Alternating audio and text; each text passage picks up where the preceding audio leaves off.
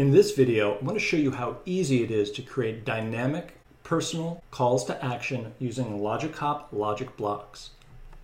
If we check out the Logic Hop pricing page, you'll see we currently have a static call to action. Now in our copy document, I've broken this out where I have my various calls to action that I want to use on the page. So they're listed here. And then I have the conditions that correspond with the call to action. So on the first visit, we're going to display this message. And on a repeat visit, we're going to display this message. Adding these to logic blocks is super easy. We simply come into the Logic Hop menu and click on Logic Blocks. Click Add New. And this will give us the framework for a logic block. I'm going to give this a title of Get Started Page. And this is where I'm going to select my condition, if, and then I'm going to use some default conditions, which is user's first visit, and then condition met. So this asks the question, if the user's first visit is true, if this condition is met, we're going to show this content here. And all I'm going to do is come in here and copy this content and paste it into place. Now this would simply show this content only when the first visit is met. If it's not the first visit, this wouldn't show anything else. So let's go ahead and change this to be else. And then this would show us content. But let's be more specific. Let's say else if, and this will allow us to select a new condition. So I'm going to say else if, and then what we're looking for is a user's repeat visit. And then I'm going to grab this copy here and paste this in. I'm going to go ahead and click publish. And there you have it. Our logic block is saved. Now what you'll notice here is that a shortcode is automatically generated, and this is what we want to insert into our page.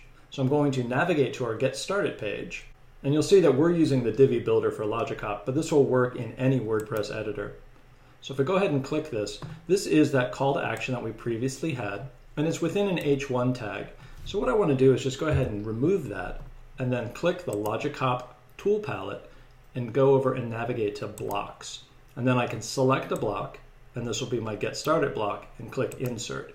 And you'll notice this just pastes in the shortcode that we have. I'm going to just remove this trailing space. You can also bypass the Logic Hop tool palette and just simply paste in the shortcode. Let me go ahead and save this. Now with the page saved, let's go back to our website. One thing I do want to point out is I'm using Chrome to edit the website, but I'm viewing the website in Safari. And the reason for this is that I want to have a clean slate so I could view the website as though it were another visitor.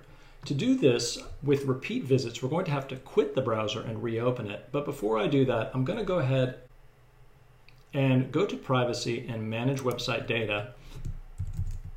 And then I'm simply going to remove the Logic Hop cookies. When I click Done, that effectively gives me the same thing as a first visit to the site. So if I click Reload, you'll see that we're seeing the Get Started page. And this is the same way a user would see it on the first visit to the site. Now I'm going to go ahead and I'm going to quit the browser. And I'm going to reopen Safari. And I'm going to go back to Logic Hop. And now this is considered a repeat visit. The user was at the site during one session, left the site, and came back later. This session expires after 4 hours if the user doesn't quit their browser, so that's just something to keep in mind. But let's go ahead and take a look at the pricing page as a repeat visitor. And this is exactly what we were looking for. Don't miss out on another day of sales. Start your free 14-day trial now. And as you're watching this, why don't you start your free 14-day trial of Logic Hop now and see how easy it is to add dynamic, personal calls to action using Logic Hop logic bars.